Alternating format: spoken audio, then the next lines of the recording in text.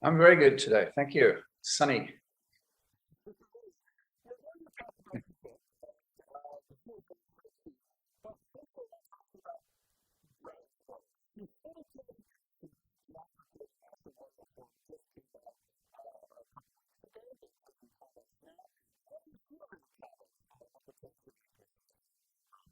Well, I made a submission to that Water Reform Commission, and it's just a small thing. It's an action plan which I felt needed to be implemented, and they have acknowledged it. And in fact, on Monday, I'm giving further evidence in support of what I've suggested.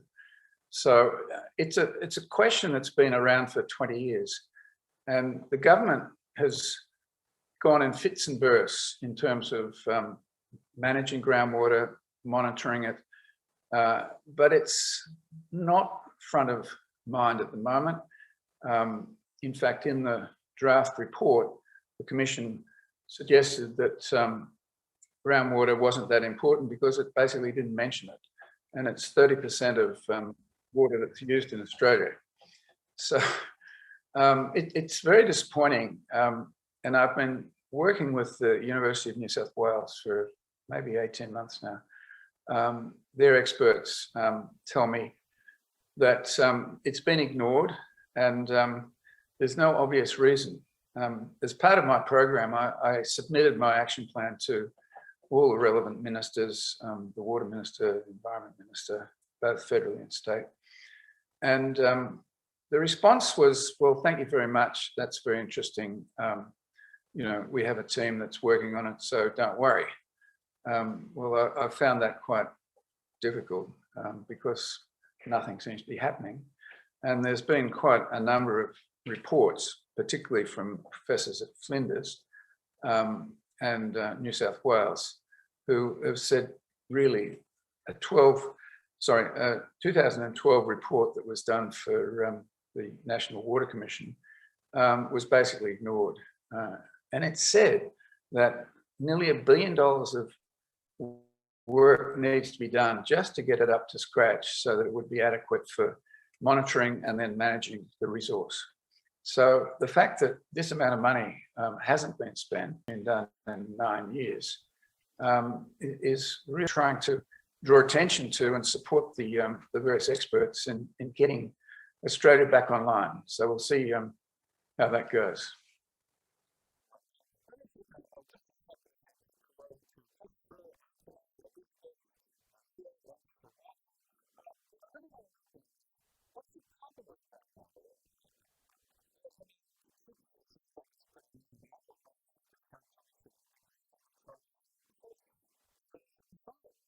Well, the problem is that we really don't know much about it. We have the world's biggest aquifer in the Great Artesian Basin, and it's connected to other basins. And can we use more? Can it be better managed?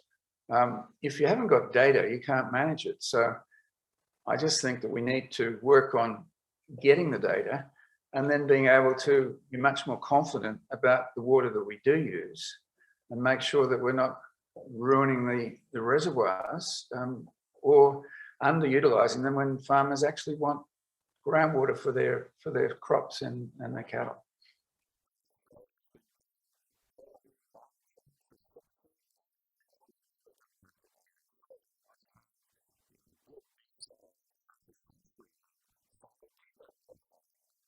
Well, that's not supported by the work that's been done by the experts. I haven't found anyone who said that the data is good. Basically, what is happening is that it's some data there, but it's not enough to properly manage the resource in a way that would be suitable for any business. It's just under-resourced and it's not front of mind. So what I'm saying is that we have to get the data and we have to then study and research how we can manage the resource much better. It's about management, and without data, you can't get good management. We do have some data, and in fact, the federal government, probably 2007, I think, did institute a Bureau of Meteorology data gathering system. They spent 450 million. But when this was reviewed 10 years later, 2017, everybody said, well, yeah, it's sort of good, but if you haven't got good data to feed it, then it really doesn't do the job that it was designed to do. And I think that's the problem.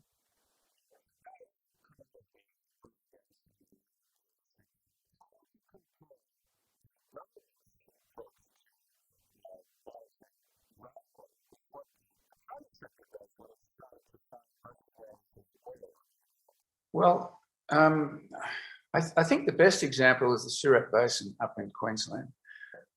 It's where all of the coal seam methane gas is being extracted. And it's a massive investment, and that investment brought with it the responsibility to monitor what interaction there was with groundwater. And they have spent a lot of time and money, and they have an excellent system. Every 3 years they report, so they've reported 3 times now. And generally, it's always been pretty positive. But this is because they actually know what's going on, and they have put in the systems that will support the information that's coming forward. So I think it's a good reference point for government. Government doesn't seem to want to spend the money, even though $1 billion is a lot of money, but in the big context, it's quite small, really.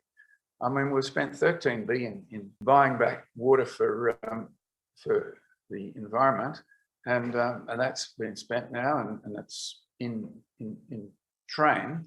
So 1 billion just to manage the whole system, to know what's going on, I think is money well spent. So if we could make a start on that, and that's what my action plan really references, I think that'd be very good, because it would give us a template, and it would encourage people to improve the systems we've got and understand how the data can be better managed.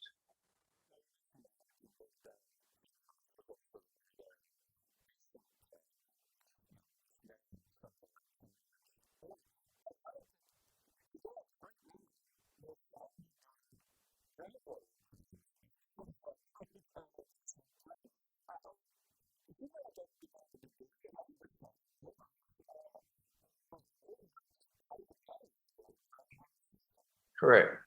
They're all interconnected. And in fact, groundwater keeps rivers going, really. So it's just so important to understand how this all works and what the interconnections are. We haven't done the research. We do have the people, but they're sitting around waiting for the government to institute a plan which will bring us up to scratch. And I think it's something that's urgent now, because groundwater is 30% of what we use in our day-to-day life.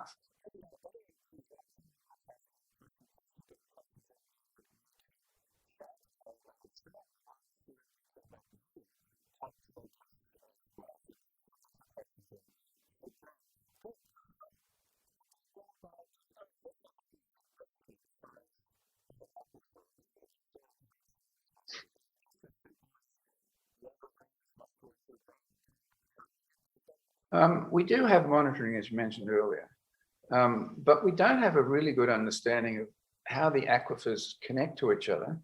And when there is extraction, we don't really know what is going on with the groundwater movement. It's quite slow, actually, but it's something that needs more investigation and more research dollars applied to it. It needs a master plan, really, so that we can start to fill in the gaps and understand which are the most critical reservoirs and the aquifers.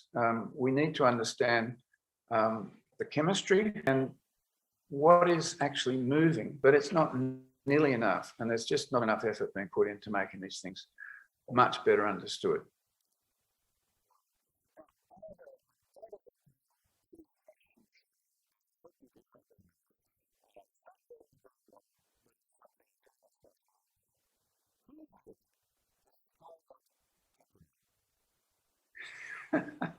Baroness Orksky.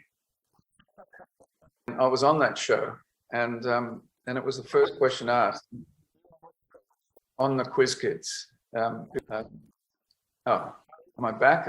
I think it was 11 years old, and I was reading the book at the time, but I hadn't checked to see who the author was.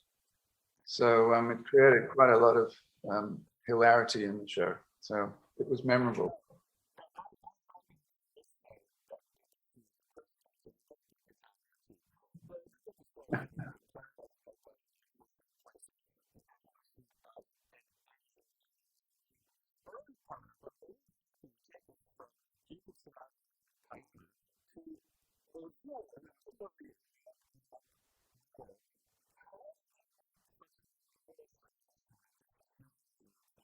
I think it was chance. You love a challenge. And I think that's really what I've been happily, I guess, engaging in my career. So none of it was planned. It was just going from A to B to C to D. And I took the opportunities as they came.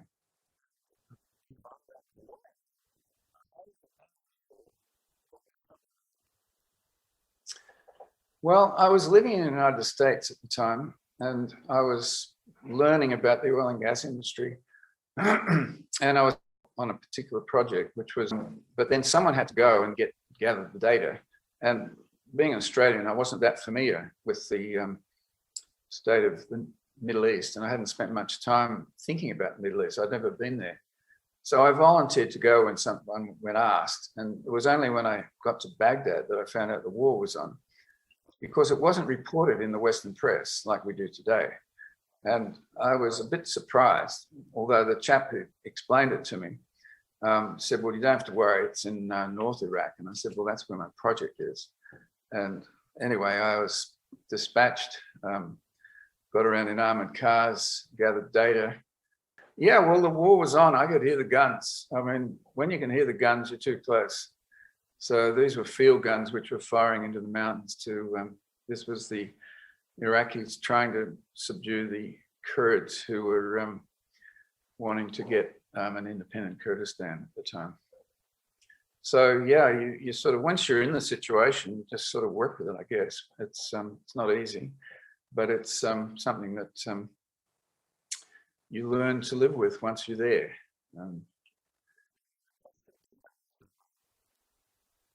Correct. I had to get all of the data regarding production from the various fields. There were 3 major oil fields there, and they were flaring about a billion cubic foot a day natural gas, which had about 100,000 barrels a day of LPG, which was being wasted.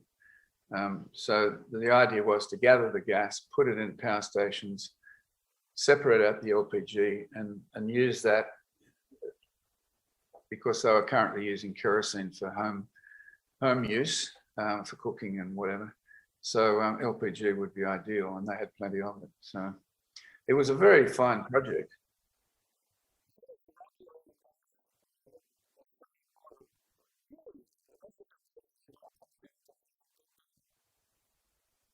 Absolutely. You can't design anything if you don't know what the details are in terms of, you design criteria. It's as simple as that.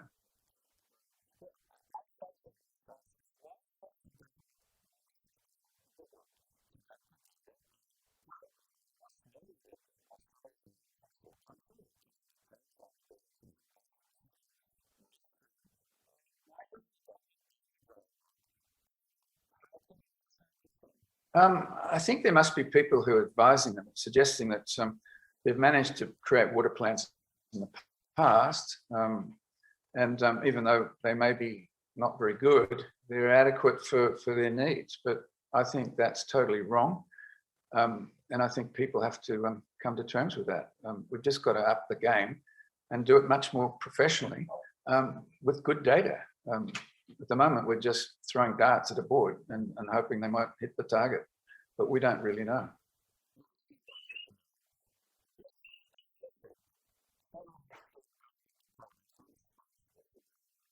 Well, groundwater is a state responsibility, except for the Murray-Darling, which is a federal, which overlaps, obviously, in Queensland, New South Wales and Victoria and South Australia to some extent. So it's largely in New South Wales, that's Water New South Wales.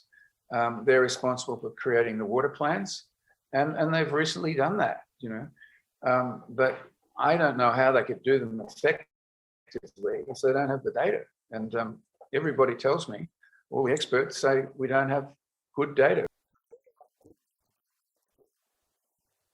Correct.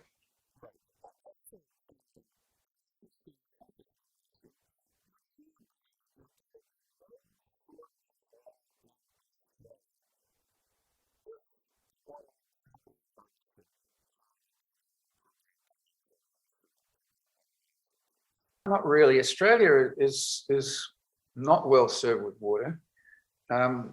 Evaporation is the biggest problem. So if you have a dam and it's a square mile, but it's 1 meter deep, then in 1 year it will have evaporated. So there are schemes called MAR schemes, which are managed aquifer recharge, which have been touted, but very rarely. I think there's 1 or 2 in Australia, but not many. And this really stops the evaporation. So if you can store the water underground, this was looked at it for the Menindee Lakes in Western New South Wales.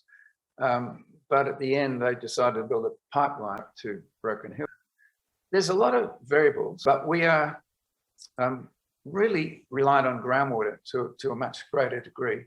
And I think the MAR schemes are admirable. I think we should spend more time. But again, until you actually understand the overall system, you're not going to get very far.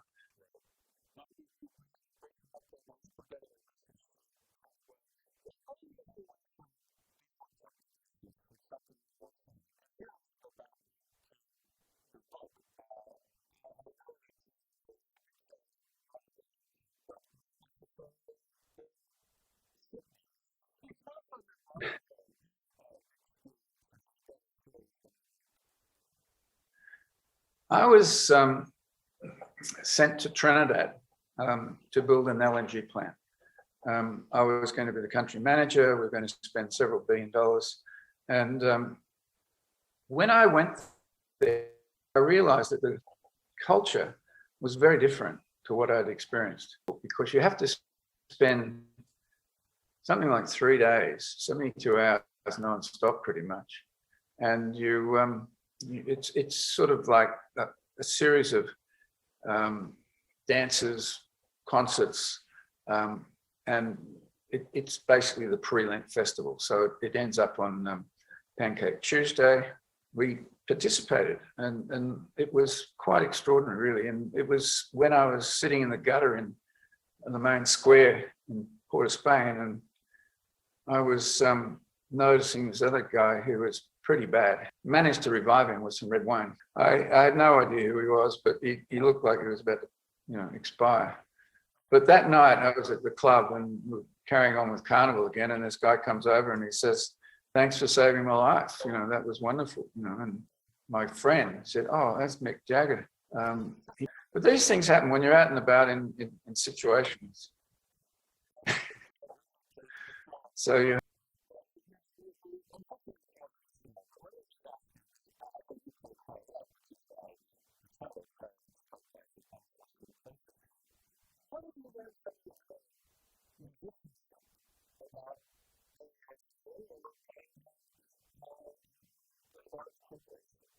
Music is a fantastic discipline. There are 3 things really. You've got to turn up, you've got to be on time, and you've got to listen to the other musicians.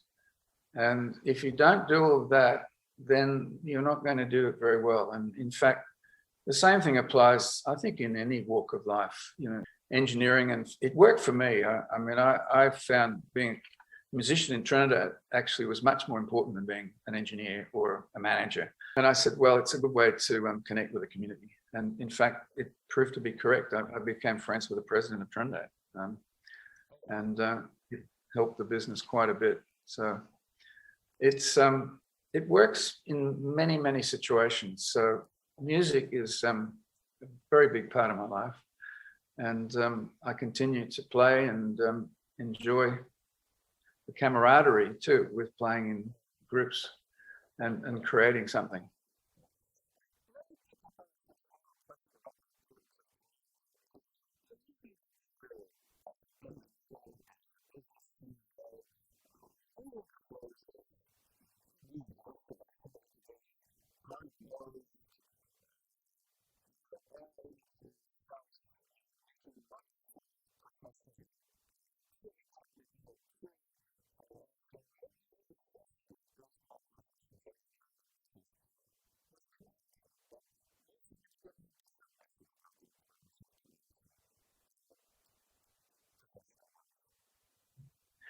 Well, I've always said that, in any project, probably 80% is non-engineering. Understand the context which you're developing your project. And if you don't engage with the community, you're going to have problems. And you have to have this strong engagement, anything else, but try to understand the context. I think that, for me, was the most important element of my job.